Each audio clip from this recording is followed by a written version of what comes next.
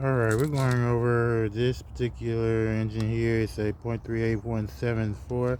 It would need all of this right here. That's 90.6s, and then it comes with all of the interiors for each microchip right there. And those are all the microchips for operating all of this. So you would make more of these right here with specific different types of functions for any specific part. And you would have to get the gas tank, get the engine, and that's about it. The engine would have to be installed right there in the front.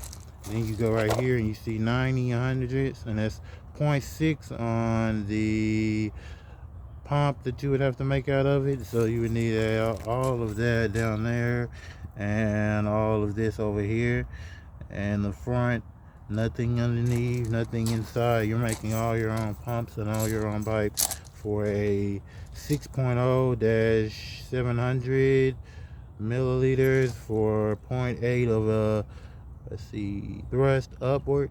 And heavy hydrogen 2 or liquid hydrogen or liquid oxygen will be used in a reservoir this size. And that would have to be in a reservoir this size right here, connecting to all of that.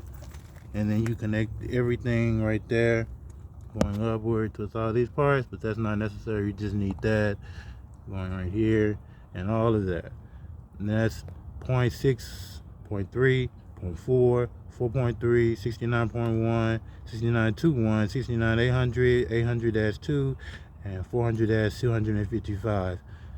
Now, right here you have a 800 liter reservoir right here that would have to be removed, and then all of these components have to be replaced. As you can see, they're pretty severed, so you would have to add a new microchip directly over here. So all of these components will be directly connected to the engine right here, and everything will be connected to the engine, nothing else. And all of this would connect to the motherboard, and that would be about operation 6 through 4, and that would be out of 200 operations, which would need to be done manually with all of the connections. This right here would not be in there, so you would remove all of the mechanical parts for rotations and remove that and make it a gas pump similar to a RS-25 rocket engine. So, but it wouldn't be a rocket engine, it would be a gas levitation engine.